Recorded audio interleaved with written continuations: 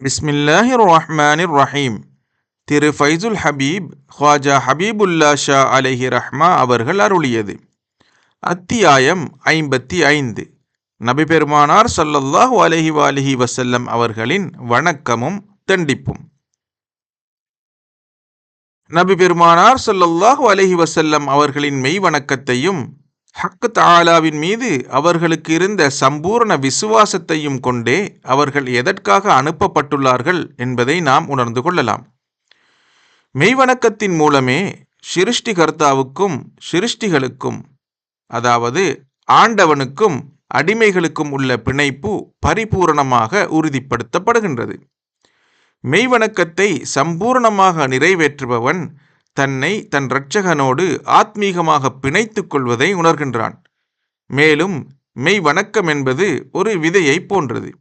விதையை பூமியில் ஊன்றினால் பூமிக்கு மேல் முளைவிடுவது போன்ற கலப்பற்ற நல்வணக்கத்தின் உணர்வும் புனித அடியார்களின் உடலிலும் ஆத்மாவிலும் பாய்கின்றது. நாம் நல்வணக்கத்தை தூய்மையாக அனுஷ்டிக்கும் அளவுக்கு அதன் புனித உணர்வு பூத்து காய்த்து பலனளிக்கின்றது.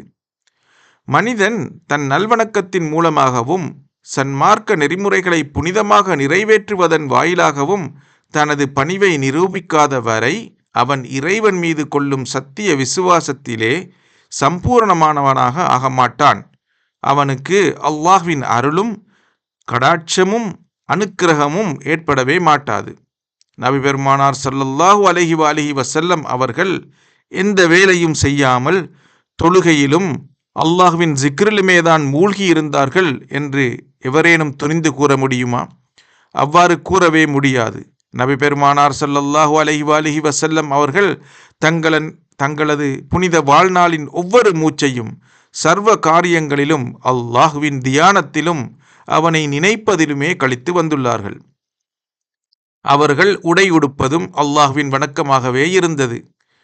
பிராட்டிமார்களுடன் அவர்கள் தினசரி கூடி பழகியதும் கூட ஒரு மெய் வணக்கமாகவே செய்யப்பட்டது. விருந்தினர்களை அவர்கள் இன்முகம் காட்டி அவர்களுடன் பழகியதிலும் உபசரிப்பதிலும் கூட ஹக் தஆலாவின் பயபக்தியே உண்டாயிற்று. ஆகவே சுருங்க கூற வேண்டுமாயின் நபி பெருமானார் ஸல்லல்லாஹு அலைஹி வஆலிஹி வஸல்லம் அவர்கள் சர்வ காரியங்களும் ஒவ்வொரு செயலும் அல்லாஹுவுக்காகவே மெய்யான உள்ளச்சம் கலந்த புனித வணக்கமாகவும் சிரேஷ்டமான கலப்பற்ற தெண்டிப்பாகவுமே மிளிர்ந்தன. இதனை நல்மனம் படைத்த எவர் வேண்டுமாயினும் துருவி ஆராய்ந்து அறிவு பெறலாம். நபி பெருமானார் ஸல்லல்லாஹு அலைஹி வஸல்லம் அவர்கள் தங்களின் கல்யாண குணங்கள் அனைத்திலும் பரிபூர்ணத்துவம் பெற்றிருந்ததால் தான் மனிதன் பயபக்தியாலும் சிரேஷ்டமான மென்மையான பண்பாலும் ஒழுக்க சீலத்தாலும் சிரேஷ்டமாக மிளிர முடியும் என்பதை தீர்க்கமாக உணர்ந்து தொழுகையை அதிகமாக வற்புறுத்தினார்கள். இதை வாயால் கூறியதுடன் நின்றுவிடாமல் தாங்களே தங்கள் நடைமுறையில் அன்றாட வாழ்க்கையில் பரிபூரணமாக அனுஷ்டித்து காட்டி மனித குலத்துக்கே ஒரு சிரேஷ்ட முன்மாதிரியாக திகழ்ந்தார்கள். இது மட்டுமன்றி பல சமயங்களில் நபி பெருமானார் ஸல்லல்லாஹு அலைஹி வஆலிஹி வஸல்லம் அவர்கள் இரவு முழுவதும் 2 ரக்அத் தொழுகையை நின்று தொழுது நிறைவேற்றியுள்ளார்கள். மற்றும் சில நேரங்களில் இரவு முழுவதும் நின்று தொழுததால் அவர்களின் திருப்பாதங்கள் வீங்கியும் இருக்கின்றன. அநேகமாக அவர்கள் இரவு காலத்தில் பெரும் பகுதியை தொழுகையிலும் தியானத்திலுமே கழித்துள்ளார்கள். நின்று தொழுவதால் அவர்களின் 2 கால்களும் பல தடவைகள் வீங்கியும் உள்ளன என்று முகீராவும் ஒரு சமயம் ஓர் இரவில் நபிகள் நாதர் ஸல்லல்லாஹு அலைஹி வஸல்லம் அவர்களுடன் நான் நின்று தஹஜ்ஜத் தொழுதேன். அதனால் நான் சோர்ந்து களைத்து விட்டேன். எனினும் எம்பிரான் நபிகள் நாயகம் ஸல்லல்லாஹு அலைஹி வஸல்லம் அவர்களோ சிறிதும் சோர்வின்றி விடிய விடிய நின்று தொழுதார்கள் என்று அப்துல்லா இப்னு மஸ்ஊத் ரலியல்லாஹு தஆலா அன்ஹு அவர்களும் சில சமயங்களில் தங்களின் திருப்பாதங்கள் 2ம் சுரந்து வீங்கும் வரை நபி பெருமானார் ஸல்லல்லாஹு அலைஹி வஸல்லம் அவர்கள் நின்று தஹஜ்ஜத் தொழுவார்கள் என்று அறிவிக்கின்றார்கள். அப்போதெல்லாம் சஹாபிகள், எங்கள் பெற்றோர்கள் உங்களுக்கு பலியாகட்டும் நாயகமே, நீங்கள்தான் பாவத்தை விட்டு நீங்கிய புனித சீலராக இருக்கின்றீர்களே, பின்னர் ஏன் இவ்வளவு கடுமையாக இரவு முழுவதும் இபாதத்திலே மூழ்கி விடுகின்றீர்கள் என்று வினவுவதுடன் அதற்கு பதிலாக நானும் அல்லாஹ்வின் ஓர் அடியான் தானே, அவனுக்கு நன்றி செலுத்த வேண்டாமா என்று நபி பெருமானார் ஸல்லல்லாஹு அலைஹி வஸல்லம் அவர்கள் பதில் சொல்வதுண்டு என்று அபூ ஹுரைரா ரலியல்லாஹு தஆலா அன்ஹு அவர்களும் தொழும்போது நபி பெருமானார் ஸல்லல்லாஹு அலைஹி வஸல்லம் அவர்களின் திருப்பாதங்கள் வீங்கிவிட்டால் உட்கார்ந்து கிராத்தை ஓதிவிட்டு ருக்கூ செய்யும் சமயம் எழுந்து கிராத்தில் கொஞ்சத்தை ஓதிவிட்டு ருக்கூ செய்வார்கள் என்று ஹஸ்ரத் ஆயிஷா ரலியல்லாஹு தஆலா அன்ஹா அவர்களும் கூறியுள்ளார்கள். வேறு ஒரு ரிவாயத்திலே நபிகள் நாயகம் ஸல்லல்லாஹு அலைஹி வஸல்லம் அவர்கள் தொழும்போது அல்லாஹ்வின் மீதுள்ள உள்ளச்சத்தால் பெரிய சட்டியில் வெந்நீர் கொதிக்கும் போது ஏற்படும் இரைச்சலை போன்ற ஒரு சத்தம் அவர்களின் நெஞ்சிலிருந்து கேட்கும் என்று கூறப்பட்டுள்ளது. ஆகவே மேற்கூறிய தகவல்களிலெல்லாம் நபி பெருமானார் ஸல்லல்லாஹு அலைஹி வஸல்லம் அவர்களின் வணக்கத்தின் தெண்டிப்பின் உயர்ந்த தன்மையை நாம் ஒருவாறு தெரிந்து கொள்கின்றோம். எனவே தொழுகையின் முக்கியமான சிரேஷ்டமான லட்சியமும் உள்ளச்சமும் பயபக்தியும் தான். ஆகையால் தான் எவருடைய தொழுகையிலாவது பிற நல் வணக்கங்களிலாவது இந்த புனித தன்மை சம்பூர்ணமாக வெளியாமல் இருந்தால் அதை பெருமானார் ஸல்லல்லாஹு அலைஹி வஸல்லம் அவர்கள் காண நேரிட்டு விட்டால் உடனே அவரை அணுகி அதை இதமாக வற்புறுத்தி கூறுவார்கள். ஒரு சமயம் ஒரு மனிதர் மிக மிக அவசரமாக தொழுது கொண்டிருப்பதைக் கண்டு நபி பெருமானார் ஸல்லல்லாஹு அலைஹி வஸல்லம் அவர்கள் அந்த மனிதர் தொழுகையை முடித்ததும் அவரை அழைத்து, நீங்கள் தொழவே இல்லை, திருப்பத் தொழுங்கள் என்று பணித்தார்கள். அவரும் திரும்ப தொழுதார்கள். இவ்வாறு அம்மனிதரை 3 தடவை திரும்ப திரும்ப தொழும்படி கூறியும் அவர் சரியாக தொழவில்லை.